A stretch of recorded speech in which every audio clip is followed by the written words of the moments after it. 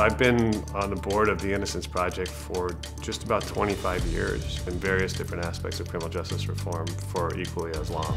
I'm very proud and humbled to have been a part of helping to prevent death sentences to be carried out. There are countless people doing hard time in American prisons for crimes they didn't commit. I've interviewed dozens of them for my podcast, and now we're bringing these powerful human stories to your screens. I'm host of the podcast, Wrongful Conviction with Jason Flom. I started my podcast about 3 years ago. I thought if I can help exonerees share their stories, and in so doing, help to prevent even one wrongful conviction from happening in the future, then let's do that. You know, the alibis that you had that were basically airtight, yes, never made it in front of a jury. Jury, right. I interviewed Raymond Santana of the Central Park Five, Brendan Dassey, Amanda Knox. She's appeared on Wrongful Conviction.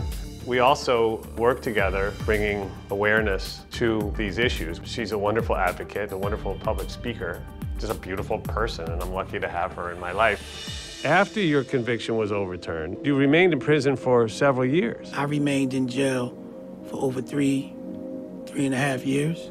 We all agree that the system isn't perfect. It's far from it. We owe it to our fellow Americans to fix this problem that we call mass incarceration. Please welcome Jason Flom.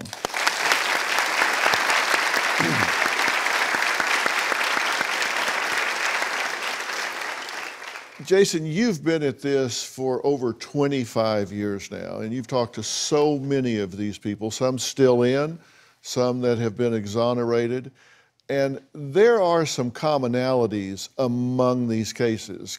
We see a number of common threads through these wrongful convictions, including false confessions, as in Brendan Dassey's case, including tunnel vision, official misconduct, eyewitness misidentification is the #1 leading cause of wrongful convictions.